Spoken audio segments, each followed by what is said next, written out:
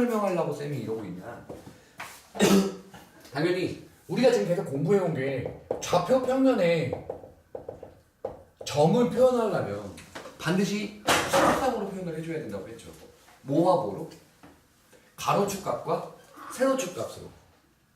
그래서 잘못 생각하면 안 되는 게 뭐냐면 무조건 가로축은 x축이고 무조건 세로축은 y축이라고 생각하면 안 돼요. 뭘로도 바꿀 수 있어요? a축, b축도 됩니다. 오케이? 점을 이렇게 표현을 해나가는 거예요. 근데 점이 하나겠어요? 아니죠. 그래프는 여러 개겠죠. 구체적인 예를 들자면 이렇게 있는 직선의 함수를 한번 보자 이거. 1차 함수를. 얘는 실제 이렇게 생길 건데요. 여기 위에 있는 모든 점들은 다 뭐 x, y라고 써도 a, b라고 써도 c, d라고 써도 어떤 관계식을 만족해야 되냐면 이 관계식을 만족해야 해요. 즉 b는 2a 플러스 1 이렇게 써지면 이게 무슨 뜻이라는 거예요? a, b가? a, b라는 점 자체가 이 직선 위에 있다라는 얘기를 하게 되는 거예요. 네. 오케이? 이렇게 관계식을 만족하는 점들의 성질이죠. 어떤 직선 위에 있다 또는 어떤 2차 함수 위에 있다라는 건 반드시 그 함수식 조건식을 만족해야 해요. 이해해요? 네. 왜 이게 수학 상, 하 이렇게 나눠져 있는 건지 사실은 이해를 잘 못하지만요. 쌤은요. 오케이? 자치라는 개념 때문에 그럴 거예요. 뭐라? 좌표 평면 위에 점을 찍는다라는 얘기와 자치라는 걸 표현을 하다가 보면 이런 얘기가 다 필요한데 그래서 나눠놓은 거겠죠. 그쵸? 우리는 그래서 오늘 마무리를 짓는 겁니다. 함수라는 거에 대한, 즉 중간고사 1학기 전체 범위에 대한 마무리를 지을게요. 결론은 여기를 알아? 몰라? 오늘 하는 내용을 알아? 가 학습 목표예요. 1학기 통째로서 학습 목표입니다. 당연히 중간에 뭐가 있어요? 좀 더 구체적인 세부적인 내용들이 들어가지만 그 모든 내용들이 다 얘를 설명하기 위한 내용인 거예요. 일단 좌표평면에 표현하는 건 가로축과 세로축으로 반드시 표현을 해줘야 한다는 거. 그리고 어떤 함수식이 존재를 하면 그 위에 있는 점은 그 함수식을 반드시 만족해야 된다는 거. 라는 거. 이해하죠? 그리고 또 하나. 이것까지만 알면 됩니다. 자취라는 게 뭐냐면 자취라는 게 뭐예요? 우리가 눈 막 걸어가면 발자취가 남죠. 그 점이 움직인 흔적이에요. 돌려서 얘기하면 그 위에 있는 점들이 어떤 식을 만족하냐라는 겁니다. 위에 있는 것처럼요. 오케이? 그럼 뭐냐? 자취라는 건 가장 많이 첫 번째 공부해줘야 될 게 뭐예요? 자취는 대표적인 예가 뭐예요? 원의 방정식이죠. 원의 방정식은 뭐라고 하죠? 조건을 만족하는 거예요. 그런 자취를 말합니다. 지금 방금 전에 했던 직선처럼요. 직선도 반드시 어떤 식을 만족해야 됐죠. 조건식을 만족해야 됐죠. 이것도 어떤 조건을 만족하는 겁니까? 어떤 원의 중심점으로부터 거리가 일정한 점들이라는 걸 만족하는 거예요. 즉 원의 중심이 0,0이고요. 반지름이 3짜리인 걸 한번 생각해 볼게요. 여기 위에 있는 모든 점들은 어떤 조건을 만족해야 되냐면요. 조건이 이 점이 하나가 아니죠. 여러 개죠. 이게 어떤 조건식을 만족해야 되냐면 얘를 만족해야 뭐예요? 중심이 0,0이고 반지름이 3짜리 원을 나타내는 게 있는 거예요. 얘는 사실 조건식이죠. 맞아요? 이 조건을 만족하는 이 조건을 만족하는 점들이 있을 거 아니에요? 그 점들의 움직인 흔적을 보면 그게 뭐라고요? 원이라고요. 자취의 방정식의 첫 번째 조건을 만족한다, 조건식을 만족한다는 얘기가 이런 겁니다. 그 조건식을 만족하는 점들이 어떤 흔적으로 나타나느냐라는 걸 자취의 방정식이라고 얘기를 해요. 그 대표적인 얘기가 방금 전에 얘기했던 지금 원, 또 뭐도 있었어요? 직선 위에 점들로도 얘기를 했죠. 그러니까 조건식을 만족한다라는 겁니다. 첫 번째 자취라는 이 얘기예요. 근데 여기서도 꼭 머릿속에 넣고 가야 될 건 뭐냐면 좌표 평면 위에는 어떻게 점을 표시한다? 가로축과 세로축으로 수직상으로 점을 표현하게 된다는 거죠. 오케이? 이거를 머릿속에 계속 넣고 있어야 돼요. 가로축, 세로축으로 뭘 나타낸다고요? 그 자체 방정식을 나타낸다 이 말이에요. 맞아? 이게 머릿속에 계속 남아있어야 해요. 자, 이해했어요? 자, 다음 두 번째. 이거는 사실 기하 벡터 내용인데요. 아니에요. 지금도 충분히 이해할 수 있습니다. 뭐냐면 매개 변수를 말해요. 자, 무슨 말인지 볼게요. 자, 이렇게 당연히 왜 내가 두 번째를 썼겠냐? 얘를 조금 활용하게 되거든요. 오케이? 어떤 얘기인지를 들어볼게요. 뭐냐? 우리 x는 2t-1이라고 치고요. y는 4t제곱 플러스 3이라고 한번 쳐볼게요. 자, 가로축에 해당하는 x좌표가 어떻게 t라는 변수를 이용해서 2t-1로 표현이 되죠. 말 알아들어요? 네. 또 y라는 세로축에 해당하는 좌표가 t라는 매개 변수를 이용해서 4t제곱 플러스 3으로 표현이 돼요. 근데 우리는 그러면 이렇게 나타나는 저 매개 변수를 통해서 나타나는 저 점이 어떤 흔적을 나타내는지 알고 싶잖아요. 지금 쌤이 말하는 거 알아들었어요? 가로축이 2t-1로 표현되고 세로축이 4t제곱 플러스 3으로 표현되는 저 x, y라는 점이 좌표 평면에 어떻게 표현되는지 궁금하죠? 그 말이 이 말입니다. 잘 들어봐요. 얘가 그래프상에서 어떻게 표현이 돼? 이 x, y, x, y가 어떤 관계를 이루어를 찾아주면 되는 거예요. x, y가 어떤 관계를 이루어? 아까 전에 직선 같은 경우는 x, y가 y는 2x 플러스 1 이렇게 관계를 이뤘죠. 방금 전에 원 같은 경우는 x제곱 플러스 y제곱은 9 이렇게 해서 관계를 이뤘죠. 그런 관계를 찾아주라는 거가 바로 이 자취, 매개 변수를 이용한 이 자취가 이 그래프상에서 어떻게 표현돼를 보여주게 된다 이 말이에요. 비록 이렇게 주어졌지만 매개 변수를 이용해서 주어졌지만 오케이? 얘가 어떻게 좌표 평면에 그려져를 우리가 봐줘야 된다 이 말이죠. 말 알아듣겠습니까? 얘가 뭐냐? 그럼 x와 y의 직접적인 관계식을 찾아야 되잖아요.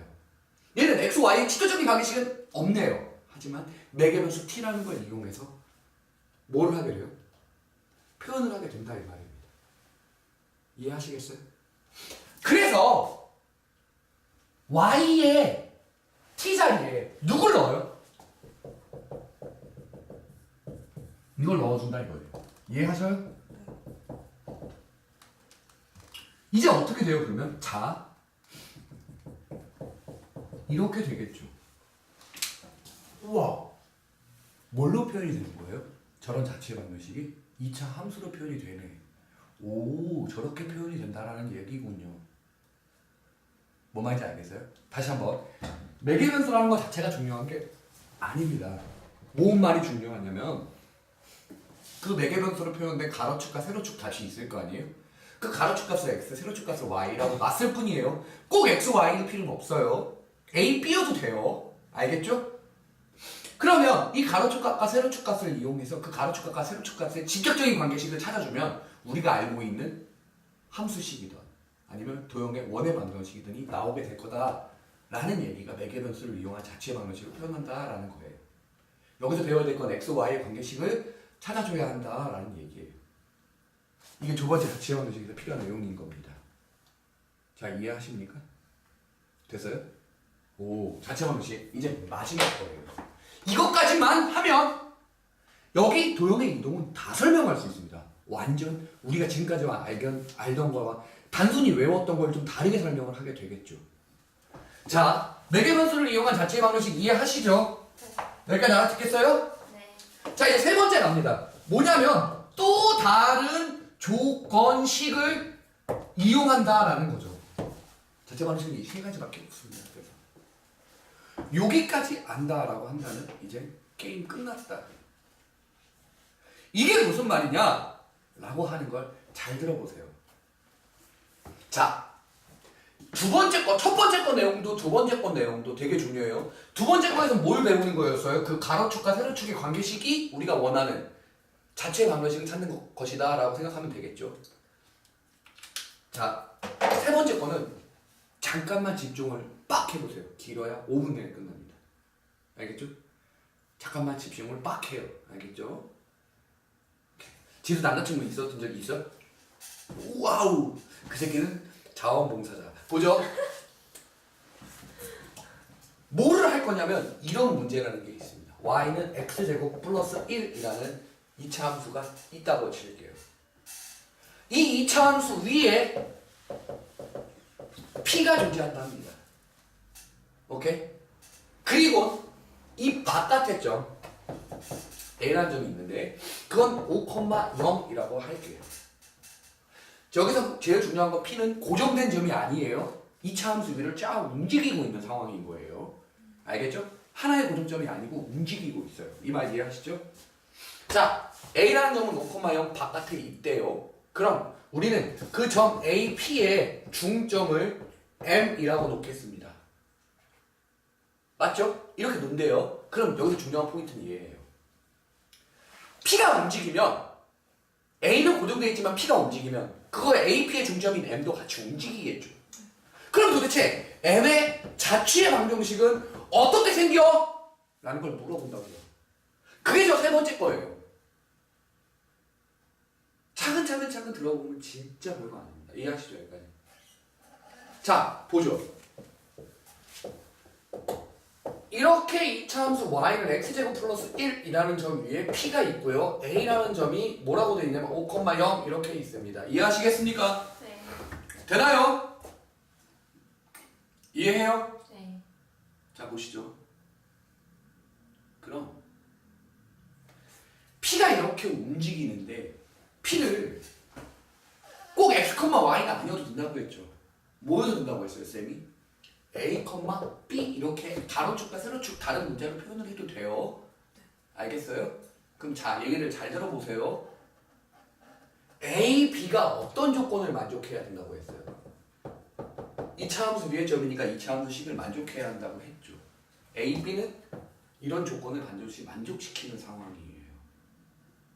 이해해요?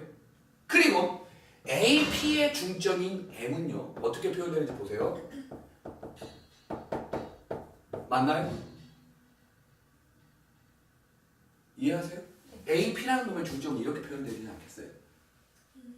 이해해요? 야 이년아 이해하니? 멍들이지 마봐 잠깐만 금방 끝나니 이해해? 좀 잘 봐요. 쌤이 지금 계속했던 말을 잘 들어봐요. 잘 들어보세요. 쌤이 지금 하는 말을요. m의 자취를 구한다는 얘기는 쌤이 아까 뭐라고 했어요?